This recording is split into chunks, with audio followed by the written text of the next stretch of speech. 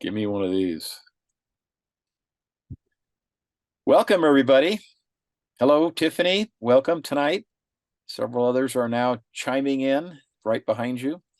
Tonight, we're going to be talking about contracts. Woohoo! Boy, I love contracts. You ought to love contracts too, because that means you're getting awfully close to getting a deal put together. When you're preparing a contract, this is a good thing. This is a real good thing because, hey, we're only paid on results, So welcome to tonight's program. My name is Rick Roller, a longtime real estate instructor. Started doing these classes back in 1980, which I imagine that might be before some of you were born. But anyway, tonight we're going to be talking about, like I said, the contract. So let's just jump right in. Our technical wizard for tonight is Mr. Danny Naylor, who is the host with the most here. So number one, if a real estate purchase contract is signed by both parties, but the buyer finds that the contract does not accurately represent the property, what happens with the contract? That contract is what? Executed, automatically voided, unilateral, or voidable by the buyer. Now, executed means put up against the wall and shot. In other words, it's completely finished. That's really good. Not that you got shot, but the fact that it's done, and you should be getting a commission check real soon. Okay, that's good. Automatically voided. Come on, things don't automatically void just because there was a flaw in the agreement. Hopefully there isn't, but if there is, hopefully you or the other agent involved are going to catch that and fix it before it gets to the closing. And unilateral means just a one-way promise. Voidable by the buyer. Voidable by the buyer is the correct answer, folks. It's voidable by the party that was actually potentially harmed. And that is the affected party. So they can come back and say, you know what, this deal's over with. I'm canceling it. Okay, let's go to number two, please. Number two, it says a person cannot sign legal documents in another person's name unless they have something. And what is it that they have to have? A marriage, verbal permission, a law degree? Probably not any of those, guys, because the correct answer to this one obviously is a power of attorney. Power of attorney is a piece of paper. It is a piece of paper that allows you to act for another individual. And if you are in a situation where perhaps you have one of your buyers, that's a little iffier because banks want real signatures by the real people. But I mean, if you're a buyer and your spouse is in the military, they got deployed right away for some critical occurrence around the world, wherever they were sent to, they leave you a power of attorney, which would act for them. The reason why that's sketchy for the lender is the lender likes absolutely no problems whatsoever. So they want the actual parties to sign. So get them to sign before they leave town or leave the country. Marriage has nothing to do with it. Verbal permission doesn't work for anything. I mean, it's just statute of frauds. Everything has to be written.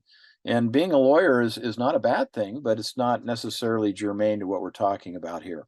You need a power of attorney. And where you go to get that power of attorney done is not to your lawyer. You go to the title company that's closing the loan on the transaction, and you have them fill out a power of attorney they're comfortable with.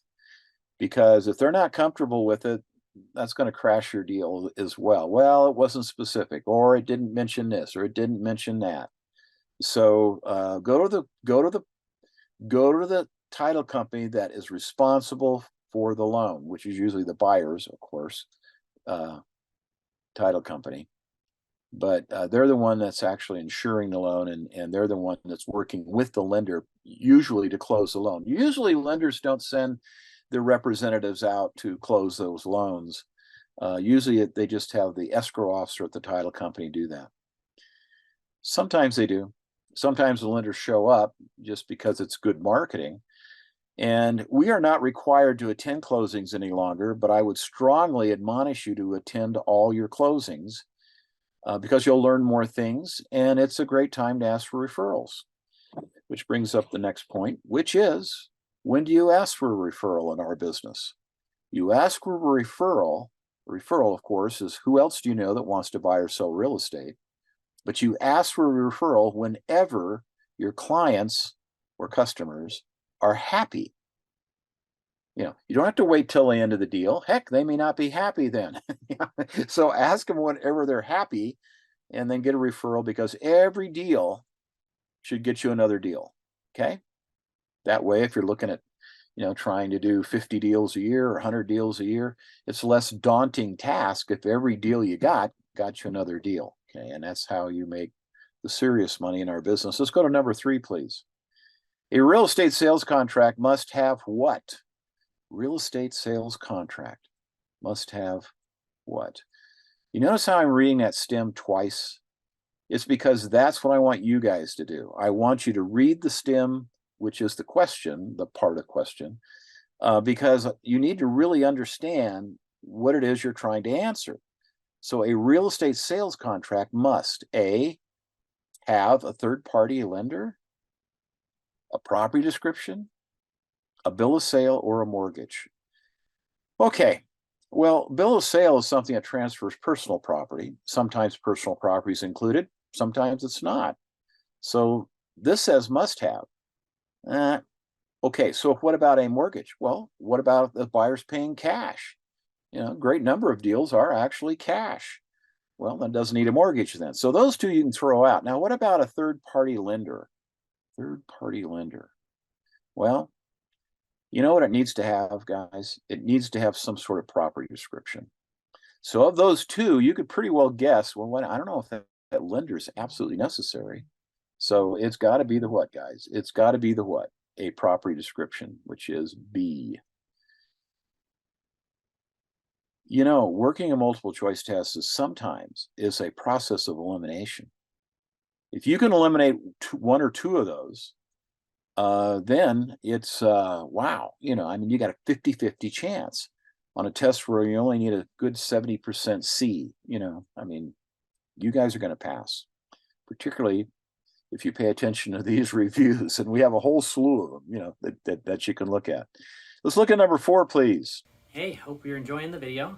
Be sure to like and subscribe so you don't miss any more of them. And if you want even more review material, we have in the Prep My Exam link in the comments, we've got a plethora of practice exams, we have audiobooks, we have an exam simulator, we have everything that our students use to pass the exam on their first try.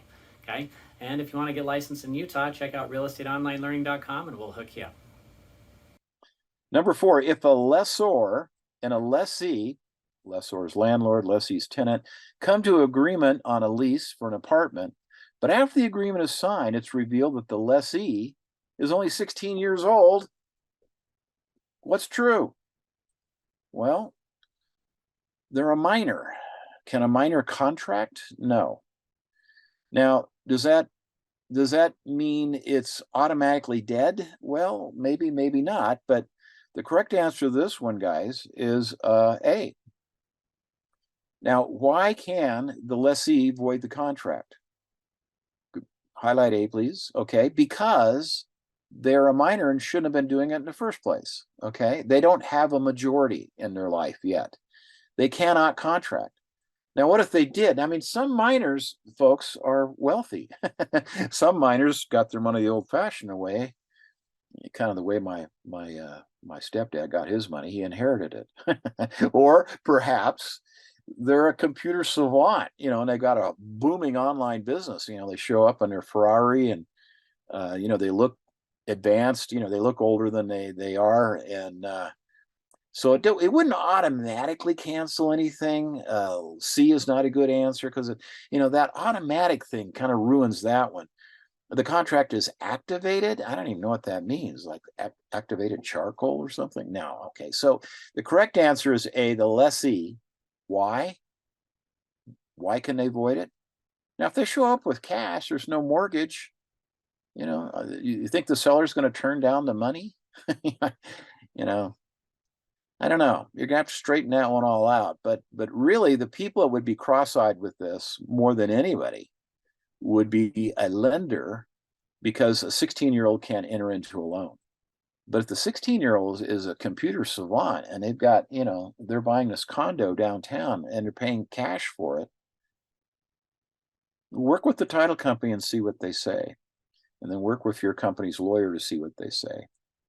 But they can void the contract, okay, because they're the property, or they're the party in the contract that really didn't have a majority. So look at number 5, please. Now, number 5, in regards to contracts, there's 3 things that a valid contract for land requires. And what are these 3 things? A broker, an expiration, and consideration.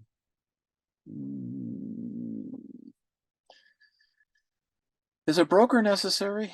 Can't FSBOs get together with FIS buyers? For sale by owners get together with buyers who are not represented and make a deal? Yeah, don't need a broker. Probably should have a broker. Of course, in the industry, we believe that all deals should have a broker, but it's certainly not going to make the contract invalid. Consideration, offer, and acceptance, and competent parties. Ooh, that one sounds really good. Okay, well, let's look at C. Competent party, tax provisions, and consideration. I like consideration. I like competent parties. I don't think your income tax or property tax has anything to do with this. Look at D. A legal description of land. Okay. An adequate description is necessary, but not necessarily a legal description. A broker and competent parties. And once again, I don't think a broker is absolutely necessary, but in our industry, we would, highly recommend it. So on number 5, the answer has got to be B. Consideration, offer, acceptance, and competent parties. An offer and acceptance kind of goes together. See, there's no comma between there. So it's still 3 things like the other ones, but these are the items that are absolutely necessary to make a valid contract for land or even for improved properties as well, properties with houses on it. Let's go to number 6, please. Now, we have a statute of frauds. The statute of frauds is one of those uniform statutes that is pretty much the same in all the states. Now, since real estate is bought over state lines all the time, one of the largest property owners in for an out-of-state owner in Utah, of course, is California. And then neck and neck between Arizona and Idaho after that. But there's a lot of wealthy Idaho farmers that own properties in St. George, and for the winter, they just come down where it's they can thaw out, because it can get pretty chilly up there in Idaho. But the point is, they live in a different state, but they own property here. But the statute of frauds is pretty much the same in all the states. There might be some minor differences. But according to the statute of frauds, a real estate sale must be what? Oral? No, oral contracts don't cut it.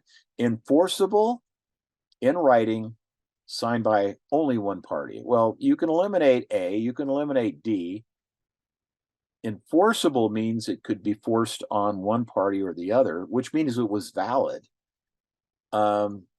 But it's not always, that's not in the statute of frauds. I mean, what's in the statute of fraud is in writing, and that is answer C. And this is always on the exam. So statute of frauds has to do with, in order to be enforceable or valid, it has to be written. It has to be written. There are certain types of contracts that are so important that, I mean, you can shake hands on a antique dresser that you're buying. You can shake hands on a lot of different things, maybe an automobile sale, but they're all written too. The dealerships require those, partly because they want a piece of the financing revenues as well, but also because a lot of state regulations require them to put things in writing. Well, cars are $50,000 or $150,000 these days too, depending on what flavor you want to buy. Let's look at number 7, please. Number 7 says a verbal real estate contract is unenforceable, very common, written, executed. Okay, well, executed is put up against the wall and shot again, so that means it's all done. That has nothing to do with this. This is a verbal agreement, so it's not written. It's not common, really. Therefore, it only leaves what? It only leaves unenforceable, guys.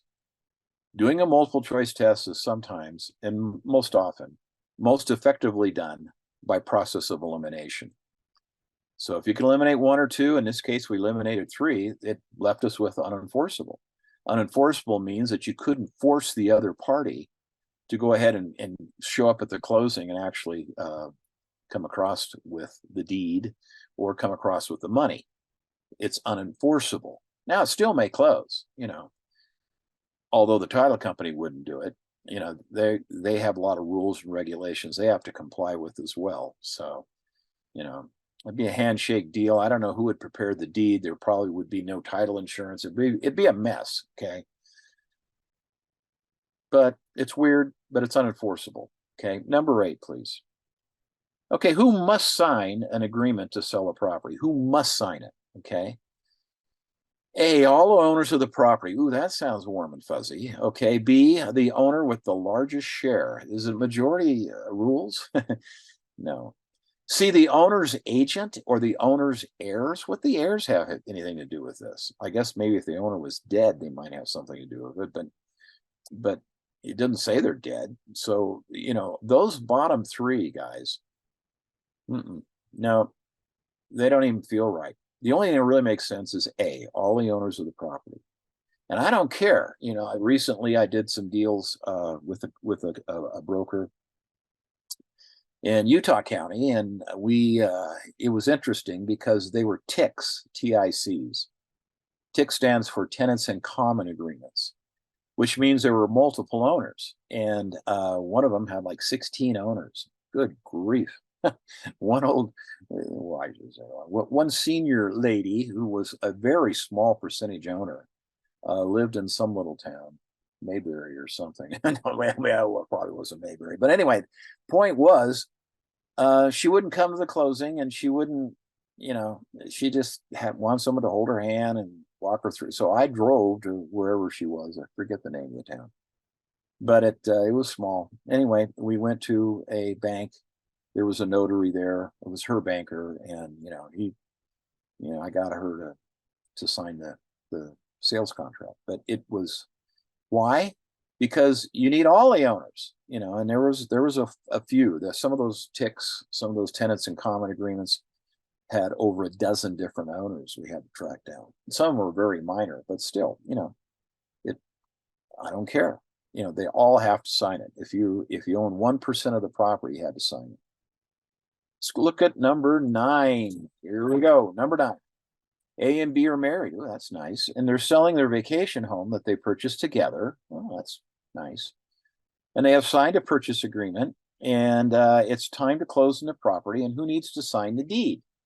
These are the sellers, right? They own the property. They bought it together, which, I don't know. The more sentences they have in a question like this one, the more they give away. Okay. But let's look at our answers real quick. Who needs to sign the deed? Well, the broker can sign the deed for them. And no, not unless you got a power of attorney, and they're probably not going to do that. B, the title agent will sign the documents at closing. Okay. Yeah, they're not an owner of the property. It doesn't make sense. B or C, A and B both must sign the deed, the broker, and either A or B can sign the deed. Guys, for this one, number 9, the answer is C, A and B. Now, who are A and B? They're the married couple that own the property. So in other words, really, all the owners have to sign, which is similar to the last question. But therein lies a beauty of the real estate exam, and that is that sometimes a previous question will give you a really strong hint on what a subsequent class question is also asking the same thing. And, so, hey guys, just keep breathing when you're taking the exam and you're going to be okay. Now, some problems, like most of the math problems, are 2-steppers. So they give you some figures and some things that you have to convert into something else in order to run the calculation to get the answer. Okay. That's just the way it is. They're like 2-steppers. So when you see a math problem, it'll probably be a two-stepper. So in other words, it says yards and you have to convert it to feet, and then you take the number of square feet or whatever in order to calculate your answer. Let's go to number 10, please. An agreement to purchase property is an agreement between whom? Is it the buyer and their agent to purchase? No, that's to market, but not to purchase. The buy, or or to help find. In the case of a buyer, the buyer and the seller. Ooh, I like that one. We got to hang on to that for a minute. The seller and his agent or her agent? No, the agents of the buyer and the seller. What do they keep throwing all these agents and everything for? Okay, people have to sign are the owners and the buyers. Okay, so that's the buyer and the seller, not necessarily in that order. But anyway, the answer to this one, obviously, number 10, is B. The buyer and the seller need to sign the purchase agreement, because the buyer signing, yes, I promise to buy, and then the seller signing, yeah, I promise to sell. Then, of course, there are contingency clauses that, now if the buyer defaults, of course, the seller is going to ask for the earnest money and that kind of thing. But the buyer has contingency clauses where they can cancel the deal during the life of the executory stage. And if that's the case, then they cancel within the deadline, and they cancel for whatever reason that's valid. We can let that deal go. In our contracts, the way they're currently written in the current Rep C contract, during that free look-see period, you can cancel for any reason or no reason, really. So the moral of that story is don't spend your commission until your broker hands you your check. Because it's not a done deal till it's done. Look at number 11, please. Number 11 is a really fun question. It says, broker R, that could be me, and it receives an offer on a listing from a buyer. He represents the offer. He presents the offer to the seller, who accepts it. And then broker R informs the buyer A, who is legally bound. Okay, so what we had was an offer and an acceptance and a notification. So who's actually bound on this deal now? Well, no one. No, that's not true. The seller or the buyer. Look at A, because the correct answer to this one is both buyer and seller. They're both bound to it. Why? Because we had an offer that the buyer made, and the seller liked it, and he agreed to it, and notification was made that an acceptance actually happened. In our contract, it actually says that you can notify the one of the principals, either the buyer or the seller. Now, it could be that the buyer made an offer, the seller didn't like it, so he countered it, and then the buyer signed the counter. And then we notified the seller that we were under contract. This is just, it didn't go that far. It went back and then forth, but it didn't go back and forth like this. So it went an extra step, but it could happen either way. But now we're all bound, because not only was there an offer and acceptance, but there was notification. And like I started to say, in the Rep C contract we have now, that notification can be made to the buyer's agent or the seller's agent, and that's considered valid communication. So don't dilly-dally around and getting a hold of your sellers and buyers and telling them, hey, we got a deal. This is fantastic. Look at number 12, please. Number 12 says J and K are joint tenants, okay, with full rights to survivorship, and are listing their property with an agent. Now, K's out of town when the agent J meets, or when J, meets with the agent. J is one of the owners. Meets with the agent to sign the listing agreement. What is true? All right, so we have J and K that own a property together as joint tenants. Doesn't really matter. It could also be tenants in common. Doesn't really matter there. But they want to put the property up for sale. A broker comes over, but one of the two owners is not available. So what are we going to do? Well, we're not going to get it listed tonight without that other signature, right? You cannot complete the listing contract without K's signature. It takes all parties. And like I said, that those few deals I did a number of years ago out of Utah County, and man, some of those people had over a dozen owners that had signed before we were actually under contract. It wasn't a big deal. We sent it all out electronically. It all came back electronically, because you can do this in counterparts. And why? Because the contract says we can. A counterpart is where you don't have one contract that has all the signatures on it, but you have enough copies that everyone's signature is on there. So wherever J or K is, K's out of town, we could try to get a hold of them, J could sign the physical agreement and K could sign it electronically. Okay. Well, anyway, you can't begin the process of selling the home unless you have a full valid listing agreement, which requires all the signatures. No signatures needed to list a property with an agent. Oh, heavens, no. You must have a signed listing contract. Okay. And, we have really listing contracts are not just for sellers, they're also for buyers. Okay? We call them buyer's agreements, but it's a buyer's listing is really what it is. So whether you're working with the buyer or the seller, or hey, it's even great to work for both, then you're going to have agreements with them and they have to be signed. No signatures needed to list the property. No. As joint tenants, they cannot list the property with an agent. Well, that's gobbledygook. So the correct answer to number 12, my friends, is A. Got to have all the signatures before you can start marketing the property. Okay. Anything less than could lead to lots of problems. So get all the signatures. Don't put a sign on it, until you've got a full listing. Number 13, please. Now, P is selling a property to G, and they are each represented by agents. Oh, okay, great. So P is selling, and G is in the deal. Okay, they have a purchase agreement, but G wants to make some changes. Well, the agents negotiate all the details on the changes, and then P agrees, and they draw up an addendum to the contract, which could also be called a counterproposal. In our forms, it says that this addendum can be used for either a counterproposal or it can be used as an addendum. Either way. Well, who needs to sign that addendum? Well, who's the owner and who's the buyer? Or, whether it's P or G.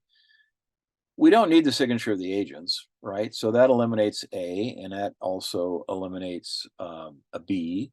And just G and his agent signing, that's not going to do any good. We need the buyer and the seller to sign these, right? And that would be P and G.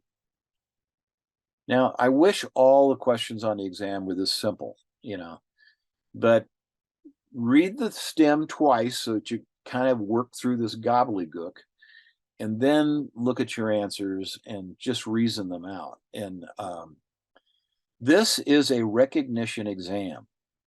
This one was kind of a reasoning question, but it is a recognition exam. You don't have to know the right answer. You just have to pick it out of a lineup of 4. You have to recognize it. And by doing a little thinking, we could get to the bottom of this one pretty quick. Let's go look at number 14, please. And number 14, what we're looking at here is we have a contract for sale of the property. Is not valid unless it has both what? Well, we need several things here. Do we need signature of the agents? You can tell by my expression that's not true. What about a title and deed? Well, we're going to use a deed, and the deed is something that transfers title, but hang on to that one. It's not even warm yet. It's not even fuzzy either. Look at D, buyer and broker. Well, a broker is not a party to the transaction, but the buyer is. Well, of all these, then, what do you think, guys? We can eliminate a few of those, B, C, and D, but really what we're looking at is the correct answer is, guess what? Number 14, the correct answer is offer and acceptance, of course. One of the key definitional things to making a contract valid is you have to have an offer and acceptance. And then I mentioned a little earlier, that has to be communicated back to the parties or their agent, according to what the Rep C contract, the real estate purchase contract says. Well, let's look at number 15 now. Now number 15, we have this contract again, and it's entered into between the principal broker of an office and the sales agents. So what kind of contract is this? Well, it's an employment agreement. It's an employment agreement against you or that includes you and your broker. And so is this promises made both ways? Well, I don't know. Let's hang on to that. We'll think about it. Is it defeasible? Is it defeasible? Now, defeasible is used a lot when we're talking about defeasible fee, which means something that is distinguished and you can actually transfer it. I don't think that fits here very well. Is it unilateral? Well, unilateral, bilateral, that, we've got some thinking here to do. Is it qualified? I don't even know what qualified would mean. I mean, we have buyers that need to qualify, but, for a loan perhaps, but, and they need to qualify by the other essential elements of a contract, like the 16-year-old was not qualified when an earlier question. So the real question is here, is it a promise between the broker and you back to the broker, or is it a unilateral contract? And guys, your employment agreement with the broker is C, it's unilateral. I mean, what it does is it says, the broker says, if you get a deal closed, I will pay you, and this is what I will pay you. Should be a schedule in there and whatnot. You're not promising really to do anything, but if you don't do anything, you won't make any money, and you won't be taking up desk space because you'll be looking for a different broker. The broker's going to let you go. But it's not a two-way promise. The broker promises to pay if you get the deal done. Okay, and there should be a schedule in there. It should be written.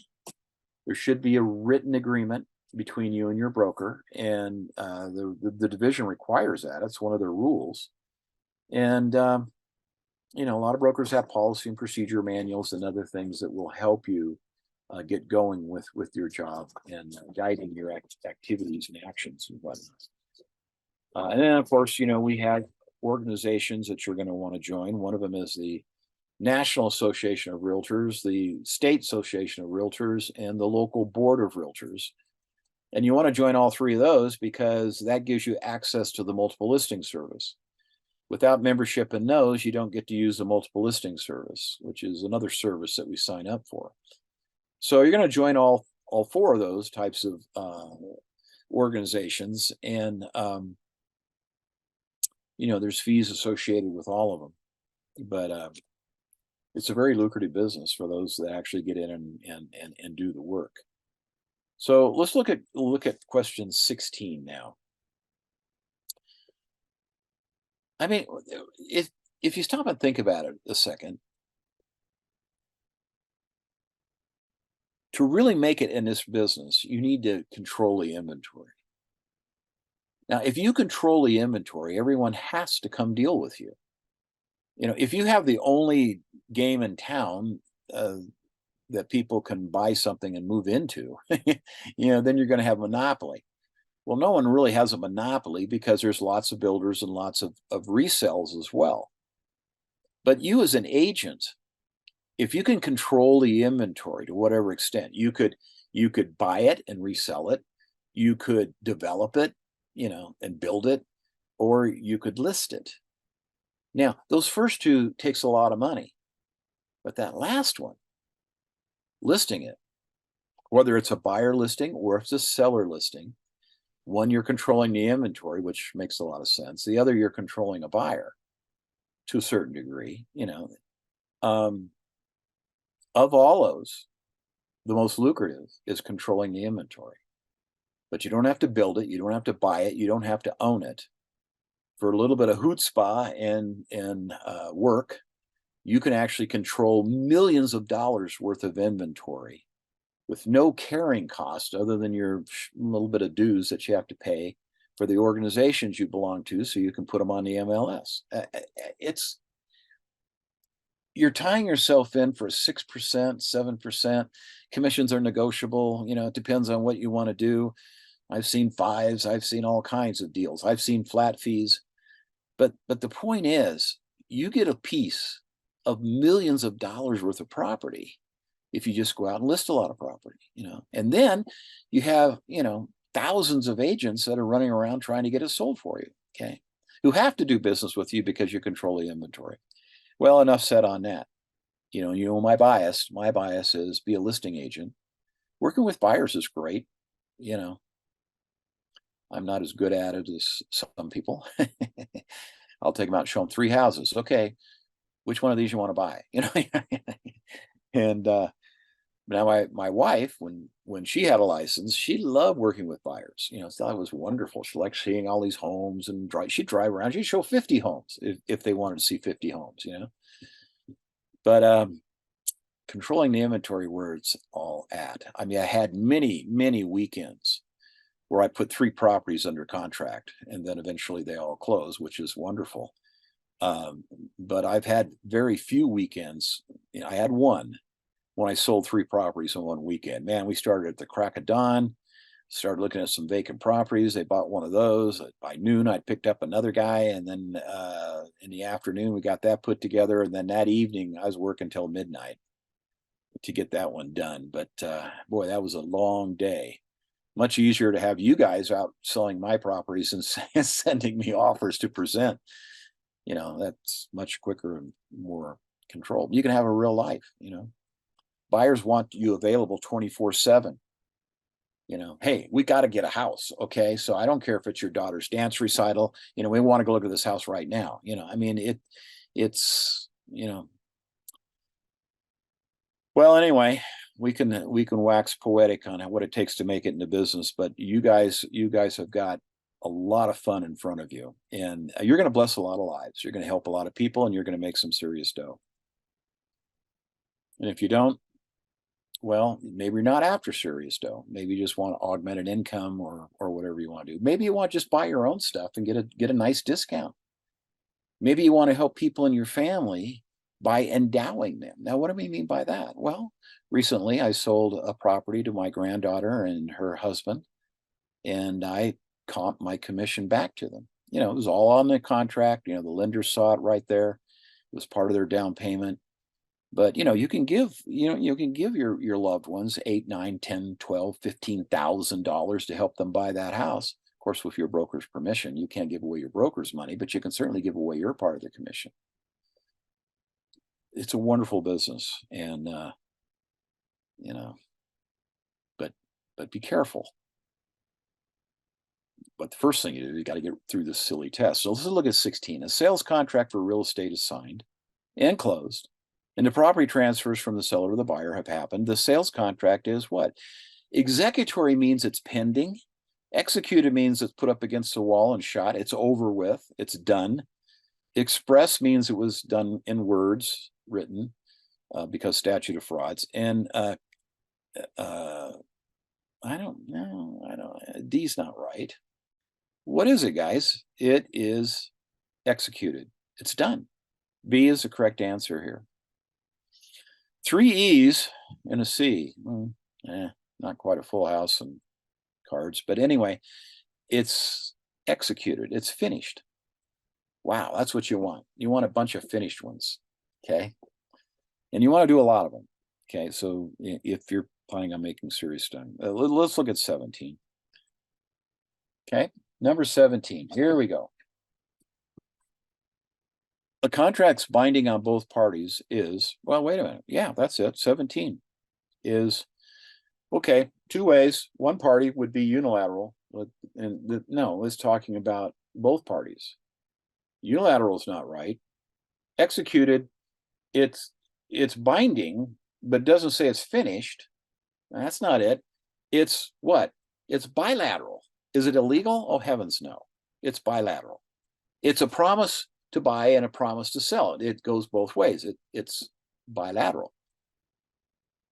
You can do this. You can do this. And these little reviews can really be helpful.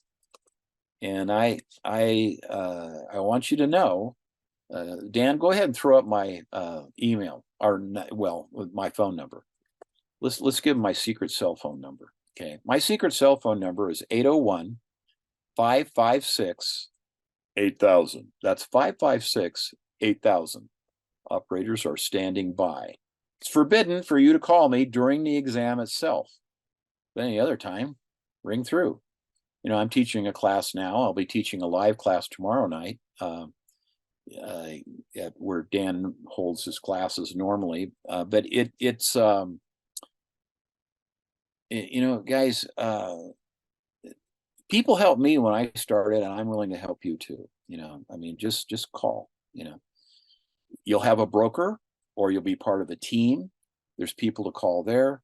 If you have legal questions, our state association maintains a legal hotline that you can call. There's a lawyer that answers the phone.